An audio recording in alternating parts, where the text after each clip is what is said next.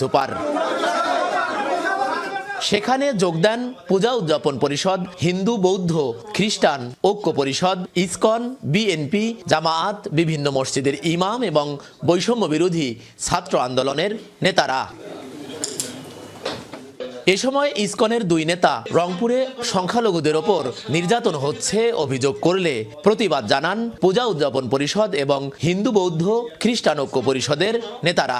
তারা দাবি করেন রংপুরে সংখ্যালঘু নির্যাতনের কোনো ঘটনা ঘটেনি। ইসকনকে তারা হিন্দু সম্প্রদায়ের প্রতিনিধি মনে করেন না। এ নিয়েই শুরু হয় তুমুল হট্টগোল, পাল্টাপাল্টি, বাক বিতণ্ডা, উত্তপ্ত হয়ে ওঠে কনফারেন্স রুম। ইসকন কোনোদিন কোনো পৃথিবীতে কোন রকম উস্কানিমূলক কথাবার্তা আসলে কোনোখানে বলেন নাই। রংপুরের অঞ্চলে কোনো সাম্প্রদায়িক কোনো সহিংসতা, কোনো হামলা, লুটপাট, ধর্ষণ, নিপীড়ন ঘটে না। সভায় বৈষম্য বিরোধী ছাত্র